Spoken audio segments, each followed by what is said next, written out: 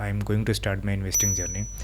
And आज की इस वीडियो में ना मैं आप लोग को प्रैक्टिकली जो चीज़ें 35 की एज में, या हो सकता है कि तुम भी उसी फेज़ में हो जिस फेज़ में मेरी लाइफ अभी चल रही है, या एट द सेम पॉइंट पे है, तो रिलेट कर पाओगे कि हाँ, क्या क्या चीज़ें तुम्हें चाहिए एक्चुअली में। सबसे बड़ा जो कॉन्सेप्ट होता है ये होता है कि ठीक है, कभी भी आप स्टॉक्स वगैरह, म्यूचुअल फंड, एसआईपी वगैरह उठा तो लोगे आप, लेकिन उस पर भरोसा नहीं होता है। लोग सोचते हैं कि मैंने 4-5 दिन उठाया, फिर उसके बाद फिर बढ़ जाएगा तो मैं बेच दूंगा, पैसा मिल जाएगा। ऐसा नहीं होगा।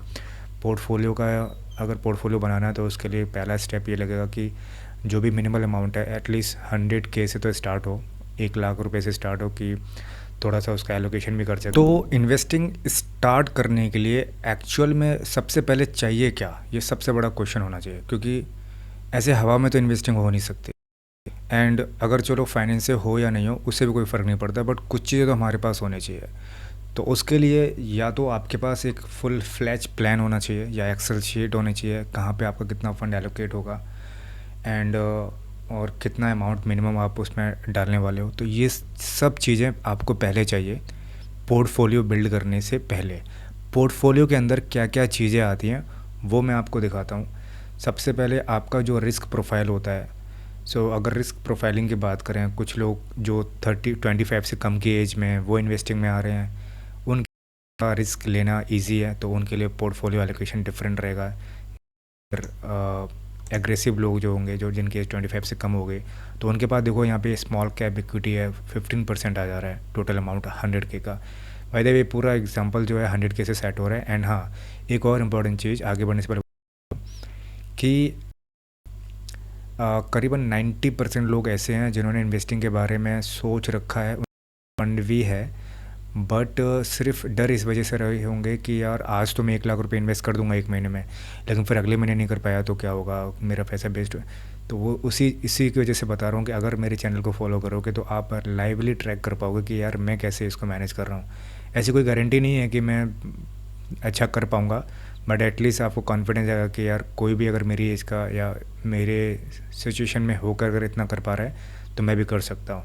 तो यहाँ पे सबसे पहले रिस्क प्रोफाइलिंग होगी। एंड जो भी यहाँ पे मैं स्टॉक्स वगैरह दूंगा, क्योंकि मैं सेबी रजिस्टर्ड नहीं हूँ, तो आप सेम स्टॉक पिक मत करना, अपने हिसाब से कर सकते हो, या फिर थोड़ी सी रिसर्च कर सकते हो।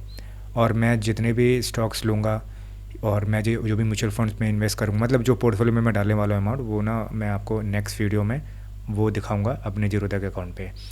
एंड ठीक है, रिस्क प्रोफाइलिंग पे आते हैं सबसे पहले।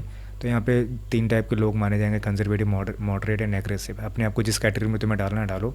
एंड ऑब्वियसली यहाँ पे तुम देख पाओगे, जो भी तुम सिलेक्ट करोगे यहाँ पे चूज़ कर पाओगे कि कितना परसेंटेज तुम्हें किस में डालना है, कितना परसेंटेज तुम्हें मिड कैप में डालना है, गोल्ड में कितना डालना है, म्यूचुअल में कितना डालना है।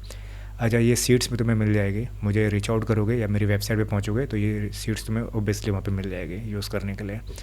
एक बार तुम्हें यूज़ करनी, उसके बाद तो तुम अपनी एक्सेस सीट पे भी इसको ट्रैक कर पाओगे। लार्ज कैप में कौन कौन से फ़ंड आते हैं, अब लार्ज कैप कैसे सेलेक्ट करना है वो बता देता हूँ। मिनिमम ROE उसमें एटलीस्ट 15% का हो।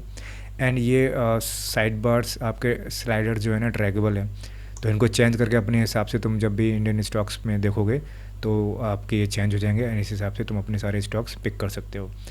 उसमें मैक्स डेब्ट टू इक्विटी रेशियो आ रहा है 1.0 का, मिनिमम रेवेन्यू CAGR 12%। तो इस हिसाब से तुम अपने स्टॉक्स फिल्टर कर सकते हो। मेरे ख्याल से 90% लोगों की ना दिक्कत यही होती है, क्योंकि जब मैंने भी सोचा था कि इन्वेस्टिंग करूँगा, बट कैसा कौन सा स्टॉक सेलेक्ट करना है, क्योंकि इकोनॉमिक स्टडी करने जाएंगे तो वो तो बहुत बड़ा दलदल समंदर है, क्या स्टडी करेंगे, कैसे समझ में आएगा। एंड तो फिर बहुत मुश्किल होती थी। बट कुछ मैंने पॉइंट्स अपने लिए स्टडी करने के बाद निकाले हैं, क्योंकि मैं फाइनेंस स्टूडेंट हूँ। एंड ROE इतना होना चाहिए, ये होना चाहिए, इससे ना आपके ना स्टॉक फिल्टर हो जाएंगे।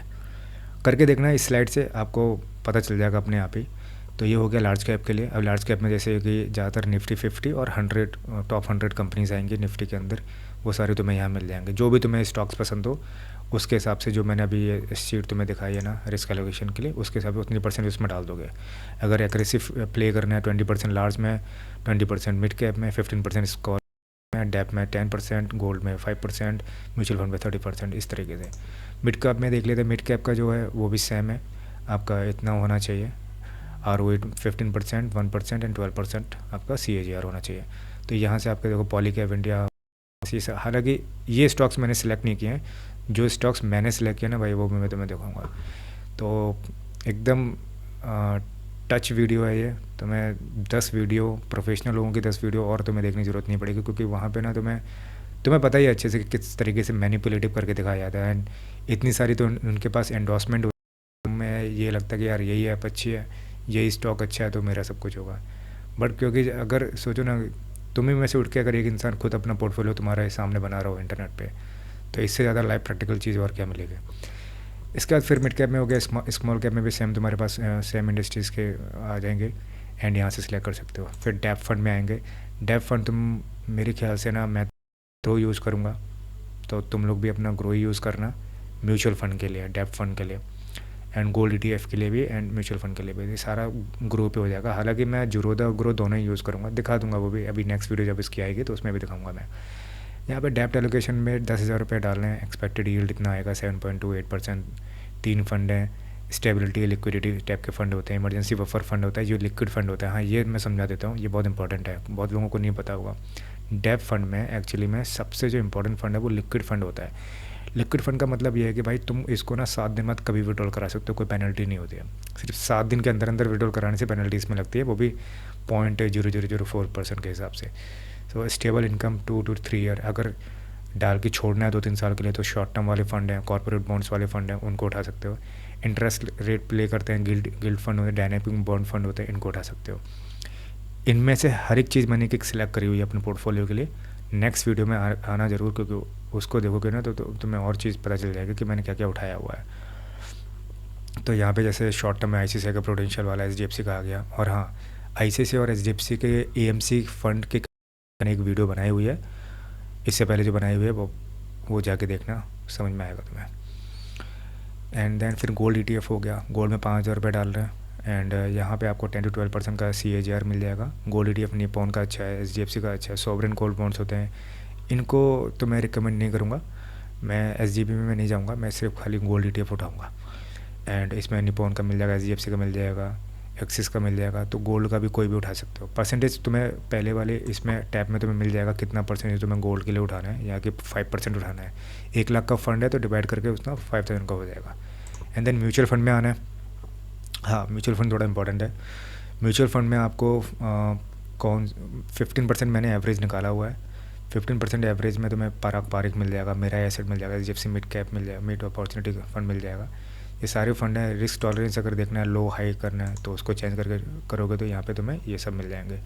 आई मीन ओके, सो यहाँ पे तुम्हें मेरे ख्याल से हाँ ये सब तुम्हें ऐसे करके देखने को मिल जाएगा बार के हिसाब से। ये तुम्हें ना स्लाइड्स चाहिए तो इसलिए रीच आउट करना, वेबसाइट पर जाना, तुम्हें मिल जाएगा। ये म्यूचुअल फंड ऐसे सिलेक्ट कर सकते हो भाई तुम अपना। लो रिस्क वाले चाहिए तो ऐसे वाले ये फंड आ गए तुम्हारे, पारिक आ गया, मेरा ये आ गया, इसको उठा सकते हो।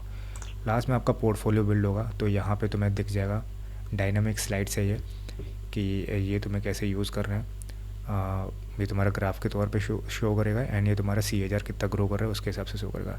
एंड नीचे तुम्हारा एलोकेशन आ जाएगा, कितना मैंने इन्वेस्ट किया, कितना नहीं किया। सो ये चीज़ें तुम्हें यहाँ पे मिल जाएंगी। अब ना मैं तुम्हें एक चीज़ और दिखाता हूँ। आई थिंक एक जो कंपैरिजन वाला वीडियो था शायद मैंने तुम्हें बताया नहीं है, but at least I need to show you. Okay, so देखो मैंने ना अभी AMC के ऊपर, ICICI AMC HDFC AMC के ऊपर एक वीडियो बनाई हुई है। बहुत लोगों को एक अच्छा खासा डाउट था कि HDFC वाला और ICICI वाला फ़ंड में ना कौन सा फ़ंड अच्छा है। बट क्योंकि मैंने एक कॉन्सेप्ट पढ़ा हुआ है स्पीयरमैन रैंक कोरिलेशन, उसमें क्या होता है कि जो फ़ंड मैनेजर होता है ना, फ़ंड मैनेजर के बेस पे मैं फ़ंड चूज़ करता हूँ और मैं करूँगा, क्योंकि आगे चलकर कल को मैं इन्वेस्टमेंट बैंकर बन रहा हूँ या मैं जिस चीज़ में इक्विटी रिसर्च वगैरह इन सब में जा रहा हूँ, तो वहाँ पे फ़ंड मैनेजर की वैल्यू है ना कंपनी की या ऑर्गेनाइजेशन की। क्योंकि फ़ंड मैनेजर अगर कंसिस्टेंट है, उसको बोलते हैं स्पीयरमैन रैंक कोरिलेशन। वो ना फ़ंड मैनेजर के ना कंसिस्टेंसी को चेक करता है। तो मैं ना म्यूचुअल फ़ंड के लिए रिगार्डिंग यूट्यूब पे बहुत सारी वीडियो मिलेगी, मुझे भी मिली थी जब मैंने स्टार्टिंग में चेक वगैरह स्टार्ट किया। मेरे पास जब पैसा था तो मैंने कहा इन्वेस्ट करता हूँ, बहुत सारी वीडियोज़ मुझे यार ऐसा लगता है कि वही सब सही है।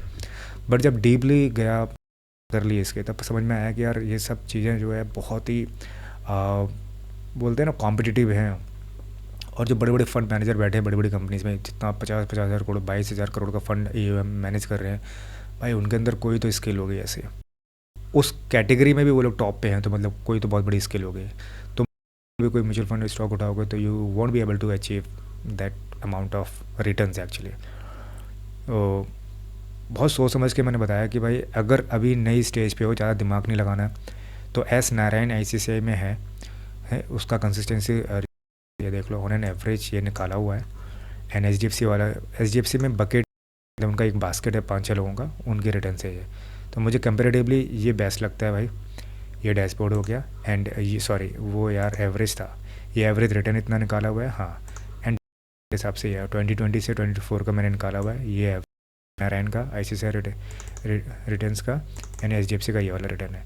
तो मेरे ख्याल से ये वाला जो पार्ट है ये काफ़ी इंटरेस्टिंग है, और बिना सोचे समझे एस नारायण पे तुम जा सकते हो। एस नारायण को कोई भी फंड में 2-3 साल उसको ट्राई, अगर हाँ एक चीज़ मैं बता रहा हूँ, फंड मैनेजर का क्यों बोल रहा हूँ कि जब भी एस नारायण चेंज कर देगा ना फंड को, या कंपनी छोड़ देगा किसी और में जाएगा, तो वो फंड वहाँ से विड्रॉल करके वहाँ डाल देना। ये तो मैं बाद में समझ में आएगा, ये मुझे भी बहुत बाद में समझ में आया था कि ऐसा क्यों होता है। ठीक है, तो बताना बहुत ज़रूरी था। अब मैं एक चीज़ और बताता हूँ कि अगर in case portfolio he build करना है, तो पोर्टफोलियो बिल्ड करने के लिए तुम्हें पता है क्या क्या चीज़ें चाहिए अपने को। अभी तुम्हें पता चलेगा कि मेरे पास 1 लाख रुपए है, इतना मुझे इन्वेस्ट करना है, इस जगह पे मैं एलोकेट कर लूँगा। लेकिन अब सबसे बड़ा कन्फ्यूजन तुम्हारे अंदर ये रहेगा कि यार मैंने कुछ स्टॉक्स तो बताया ही नहीं, या अपना फ़ंड तो मैंने दिखाया नहीं कि कहाँ पे मैं कर रहा हूँ। बिल्कुल भाई, तो उसी के लिए काम करना, या आप सब लोग एक काम करना कि मेरा नेक्स्ट वीडियो पे आना। नेक्स्ट वीडियो पे मैं पूरा अपना जो मैंने एलोकेट किया जिस जगह पे, वो शो करूँगा।